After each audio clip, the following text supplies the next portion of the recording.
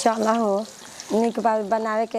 अपना हाथे तक पहिले बनावनी खैनी। अब एगो पत्तो हो जो का ना बताई निमन दूध ना सिखाई तो गोतिनी बाइसन वो आनखा गो के बासन ही नया नहर बिया ओकरे बुझाई ना तन बता देम तो ना रहम तो बना दीहिन खाए का ये कनी के का बुद्धि बगे अभी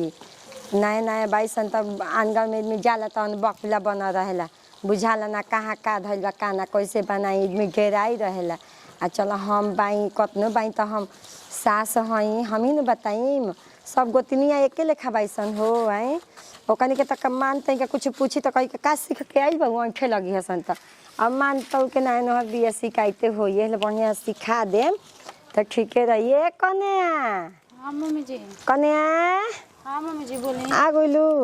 कहीं देख तरह के हम बता देते हैं कैसे कैसे बनावल जाला कौन चीज ठीक नु जैसे जैसे हमरा के देखिए वैसे से बनाए नैहर बनावले बहू अपना। हाँ नैहर बनावले बहू मछली मुर्गा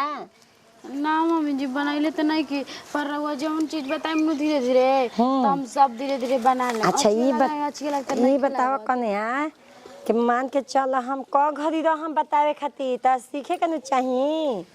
त माई का सिखौले भाई कुछ कलूज नहीं सिखौले। मम्मी जी जानते नु रही कि हमार मम्मी के कहला कि खाली लाड प्यार में हमरा के कुछ ना सिखावत रहे खाली कहत रहे जो बुझी पढ़े जानत रहुआ है नु बनी बताई जानत नु अपना घरे बेटी के नखे रखे के दूसरे ही भेजे के बा त सब लूर रहन सिखावले रहले तबे ससुराल ले वो रहन ना जाला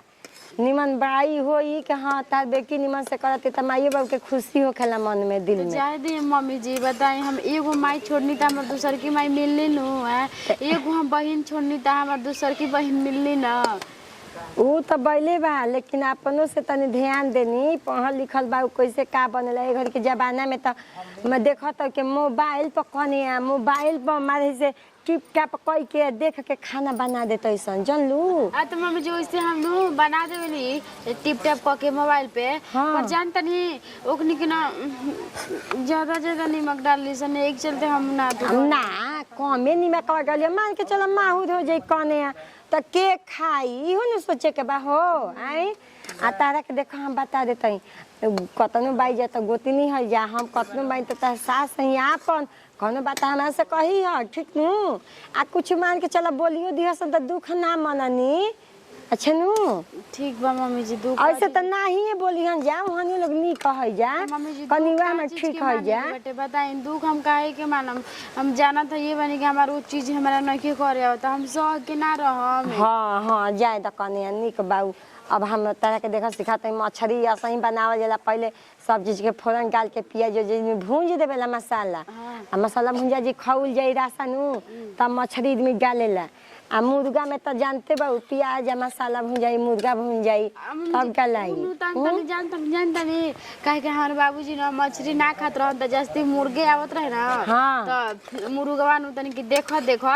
आदत हो गेल बाटे त जान गेल बानी कि कैसे बनी कै आ मछरी मम्मी जी हमरा ना बुझला नु कैसे बनी आ कैसे ना बने। हाँ अच्छा आ एगो और बात कहते एबे तो नहैला हो के ना सुबह है हाँ मम्मी जी का कहता नहीं नहैला हो पियर का लुगा पहनले रहे ऐसे नु पहन ली। अच्छा हम कहीं बदल ले बउए कने ज्यादा नहैला तो निक कैला हो रोज सुबह में उठ के नहा के धोआ के घर अगन लीप के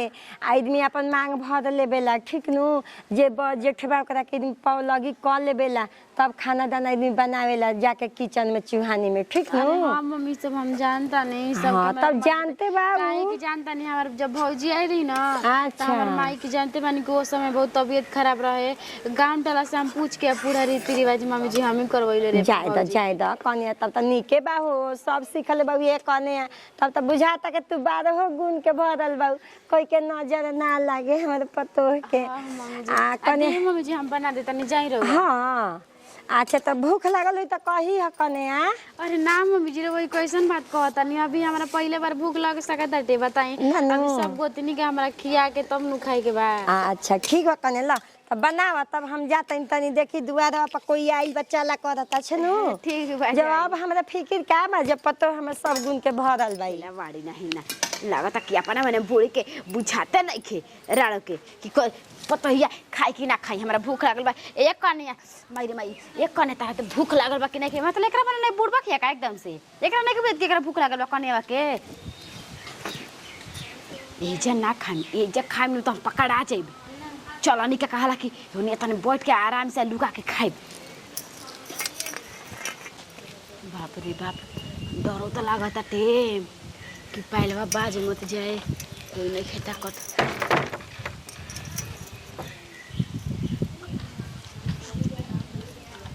हौ नतिया के वडियो खुल गली त ना जीव धक धक करता कुछ कहे जीव त ना। अरे मैं अब चला के हिम्मत नहीं करती इसको। बेजे आराम से बैठ के खा। ये जो देख लिया सन राड़ी सन ये जो इहो तो विपत बा। बाप रे बाप कहबे कि हमारा भूख लग रहे सोचे तनी अब हमरा के पूछे सन अब हमरा के पूछे तो एकनी काहे के पूछ जसन राड़ी सन अपने में एक चेत रहत सब एक कन्या बना के खिया के तब तू खइया रे राड़ी मगर धवानी तो इनके मांगी में खरीदर हो इनके अपना मन विचार रही कन्या खाई कि ना खाई कब खाई हम। हाँ इतना खाए में आनंद आवता टे लागत एक पीस नू कितना निक लागत टे। हाँ डर लागता कौन देखो मत करसन देखो न तेज हमरा के छोड़ियो सन ऐसा बुढ़िया खिसकठिया। हाँ मंगल गाओ बजी तो कहां धले मोर कपड़ा का मान ई क्या खतर गो का करिए बुची जी देखा तो का खतर। अरे रुकी ना कुछ ना मछड़ी ई तू कहां से ओय हो दादा ई तू चरा के खतर नु हो। हां चरा के खतर मछड़ी ना जे पहली बार आवेला न ओकरा लेके थरिया में खाई जाला ना माने हम नहीं देखले हम बियाह शादी में नहीं गइल नहीं देखले। कितना रुपया चिल्ला तन रहो के दे तन रहो कैसे दे तनी बनी तो खई तू ना बुची जी का कोई बड़ी कोस के भूख लग रहा है तारा कहे मुहा में पिलुआ पर ग्रसन ना खाए के बेरी न खसन परल खेला बढ़िया बोलत ये रे राड़ी का कहलू कुछ ना हम का कुछ कर जब देखिए ले लू तो देख आप कौची के डर बा। अच्छा डर नहीं खेई चिको नहीं के डर नु ना मई रुको जा तनी कहा तनी कि ना माई से मतलब कहल जरूरी बेटे। हां बाटे अभी घर में कोई नहीं खे। बाप रे बाप कतना चिल्लातड़ी रुको चुपचाप। कहा तनी देखा तनी रुक जा। अरे सुन ना का सुनी काम किया तन तो खा हई तू ही अपन मुहा में खा ठीक बाटे नु। अबे बुची जी रो कोई से मत कोई रहो कि हम बड़का बड़का कपड़ा कि नाम बहुत सारा पैसा देम रहो के रोज खियाई बना के तू ही अपन कुल चीज कर जन जन को हमरा करबू तन अपने के कर लूर सीख काहे काहे सीख ला कि पहले सब कोई खाली तब खाए के बा एकरा मतलब हमारे खतन छिया तो धक अभी मारम न बोला टूट जी अभी हमारी बोला ना रुको जा तनी कहे मैं से रुक जा। ई कितना खेलवाड़िया हरामी हो गई है एकरा मन इचको विचार बाटे के ज्यादा भौजाई खा लेलस त का हो गई आचार को हित न हर आई बेसन उ सुनी से ई बात का होई एका त बुझाते नहीं खे। हां जा को हम कह दे हम नहीं खेले ये खात रही उल्टा चोकू तवाल के डटे। हां कह दे मस्त हरमाई से तू पिटा जीबू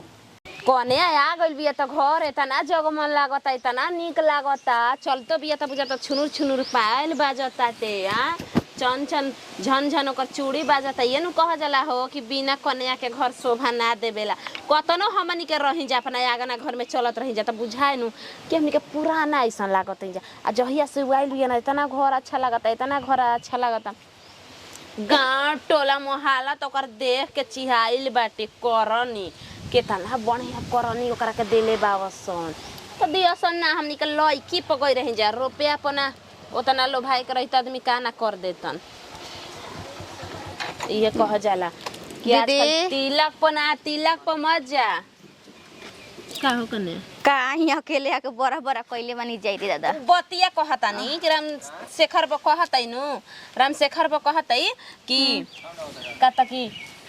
करनी कतना मिलल बा हो कने आ करनी कतना मिलल बाटे लड़की लूल लंगड़ बिया का ए दीदी जी तो जान ली कि हमनी के लोग गोतनी लाखों में एक बिया ठीक नु आउ के आदमी त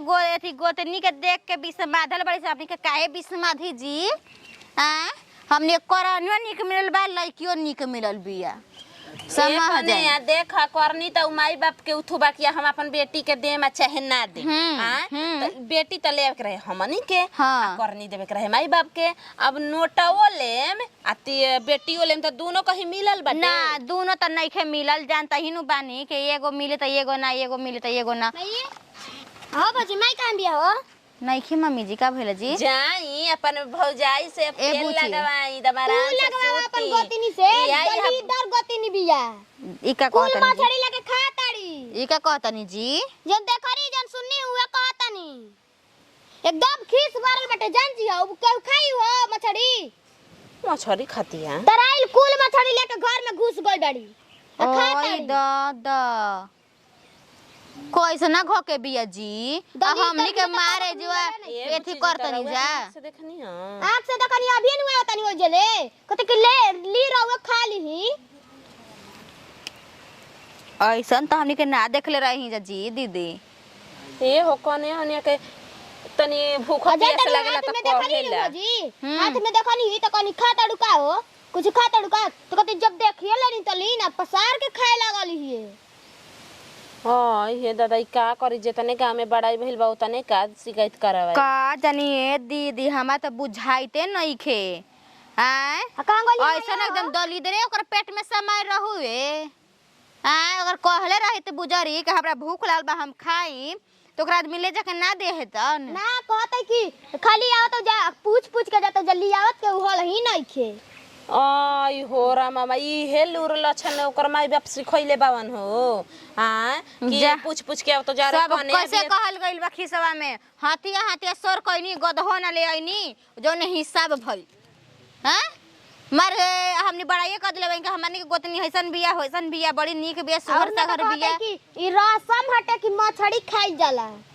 कौन रसम हटे हो त रसम के जन ओकरा घर चलत होई ओकरा गांव में चलत होई मानो तनी हर के गांव के हर के रीति रिवाज रहेला त ए जी के रसम निभाइनु कि अपना गांव के रसम निभाई का जाने हां क्रिया एकरा मैया भौजैया ऐसे ही कइले होई सब वैसे ही न करी हैं जा ये दादा देखी कहाँ मैया गइल बड़ी अब तो हमार रहले रहते नइखे अब हमारे नु जाए के परी देखे खाती बतावा ये दादा हमरा तो कुफुत भइल बा सब कोई के बेटी पतो है आइला त में बड़ाई करेला का हई बनल सब खेल से ई त आइल बिया इतना समझावानी तब इच्छा कनी निकल के कौन चीज बनावत है हवाई रहती है मार लेके खाए पिए लागती है। अब घर में गोतनी दे दिन 22 सन देखी हसन जरूर बा कहा लागुला करी हसन आए हम त केनहु के ना भइनी का कहीं हम कुफते जिंदगी भर रह गोल सोचनी के चला हमार गोतनी आइल बे त आराम बे त हमरो गोतनी से सुख ना मिलल बेटा बेटी कहनी के सियान भइल पतो है त सुख मिली करे मई कहनी ले सुख ना मिलल मई ठीक बा तबियत पानी तोर हां ठीक है नहीं बा घेरा जुड़ा गुनु बढ़िया पतो बिया न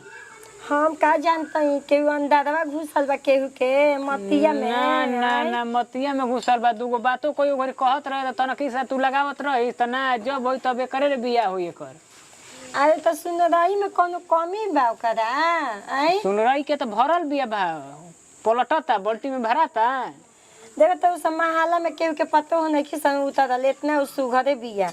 आ कहे के नहीं खे बनावटी नहीं खे भगवाने ओकरा कितने सुघर बनौले बन लेकिन अब का कहीं बुधिया बुझात के बचपने के बउए बचपन के ना ऊपर के जितना गोर बिया नु भीतर लो त नहीं करिया बिया समझ जो तोरा बुझात नहीं खे माने भीतर ये घुस के देखले बा देख तो अब दिखाई न देलो सबका दूसरे दिखाई बताबो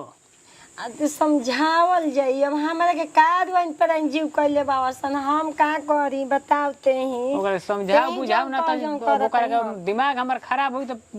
अरियात देम जहां से आइल बिया तहे से नहीं दादा शिकायत हो जे बाबू सब गांव में दू हित दुश्मन 27 गो बावन ए जो के शिकायत होई के देखा अपना पतोहिया के चोह पाए आइलसन आ वो जो शिकायत होई के देखा के बेकिया के जो के ले आके भाग के देलसन ले आके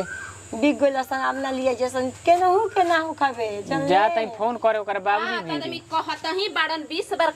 रउआ से आदमी कहि हन आ ई बताई त अभी कर भाई बाप के बोलाई या कहीं बोलाई भौजी हम जाती फोन करे जाबो सन देखो सन का कहले भी फोन तर भाई बाप न हसन क दाय आवल जा हमनी के उचित नहीं है न कइल हमनी के गोतनी हन जा हमनी के पट्टीदार हन जा रौर उचित बाटे रउआ सास हई हां राउर जी का उठू बनता कि रउआ कह सकतनी हमनी के त करम जी चुतिया कहिसन कि तू के हड़ू जैसनी बिया अच्छा तो अइबे न करी हन जा 2-4 दिन में नया नया बिया तो अइबे करी हन जा देखे खातिर के का हाल बा कैसे बिया कैसे न जेका घर के धियावा हिया उ तो जानत न के हम धियावा कैसन बिया जानते ना वैसन ओ जो है तर चोरा चोरा खात हो जो ऐसे खाती है तो में त कल छपट घुसल होइनु के वो रहने आवता के का आवता के नइखे आवता जाके देखी जाके कैसे करती है धरती है अयन जाता कहा अब शांति रहसन गांव के जनलल दूसरे ना हो जाए जिंदगी भर एजे रहे के बउए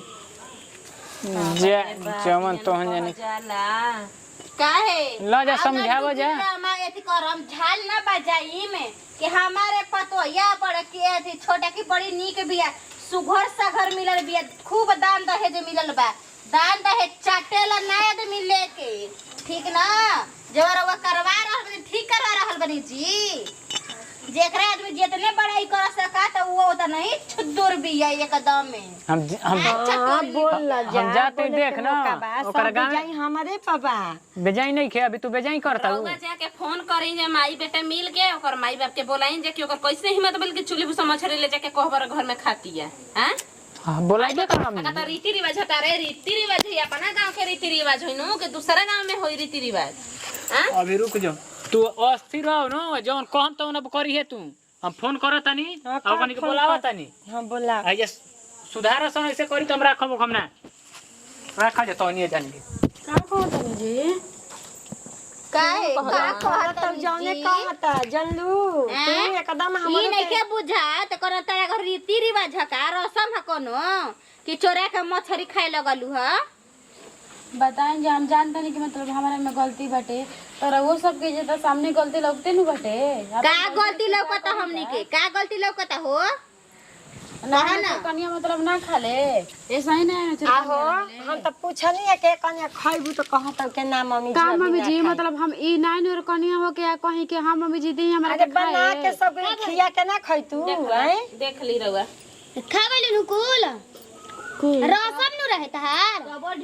ई बुची जी जे ना देखले रहती तभी हमनी के केतना तक बाप रे बाप रसम करते करते हम मर जाई ना पर खाई ना हमरा सब ये का हमनी बा तोहरे ऊपर बा कि सब कोई के ऊपर बाटे आज हमार पुत भतार मरत त एगो हमरे ऊपर बा कि पूरा दुनिया के ऊपर बाटे लोग इहे देख के अपन जीव कठोर करेला कि ना हमरे एगो नइखे मरत दूसरों को मरत का मतलब करवा पर का पीते ताटे बताई ना सुबह सुबह तो बैठ के देखने केरा खात रही तारा से कहली हां के अरे मुंहे मत लाग नया न है बाबू सास भलो ना मरिहन मार के चिपका देन तुरंत सुना हां मतलब हमारे कमरिया जी आ इनका का होई हमारे ए हिरवा ता जैसन चाल बानी में ना मिल जाइबू जैसन चाल बानी तू का ना करवा देबू तू अपन देख तो मतलब सबको ये जे खात रही हम टुकु टुकु ताकत रही सबको बचला खुचला कटवा हम सब खाई ना ये का नंबर हो पूछत सके है नु माई तार से तब तू बोल तू ना और माई के कौन बुद्धि बची के और माई ने की कहत के एक अन्या खा ला अरे हम पूछनी है ना हो तू कैसे कहत भूखे लगल त बना खिया के ना खइ तू से कहिए देख ले जाई द बना के खिया के तब सबको खिया के तब तू खइ तू ये कन्या कन्या कब खाली सन आगाई खाली हसन बनाइए के आगाई खाली सन। ई कराइए पे खा हमने घर के उरी तिरवाज ना ठीक बा हमर माई ने सामने हमर भौजाई के बैठा के मुंह में कवर डाले ले ऐसा ना हो एक कन्या पहले हमने खा ले तब तू खा ठीक बा देवर बाबा कहल हनी तार भाई बाबू फोन करे खातिर हां खात रहे तू से बावन जता पता आवत तो ये कभी बुझाता गाड़ी पर बैठा के लेके जइहा अपना बेटी के इया कोनो जरूरत नहीं खे ना जेतना रउआ त तराई रहिनु ओतनो राउ पानी आजकल हां हम त आइले रही तोहन लोग ना त आई रह जा पतो है देख ले भौजाई कतो है जानू त अपन ना है जा ठीक बाटे नु का कही हमें समझ नहीं कि सब काम काम कइले बस कुनी के बात में सुने के पड़त एगो लड़का बा उहो बोल के हाथ में 4 गो बात गोई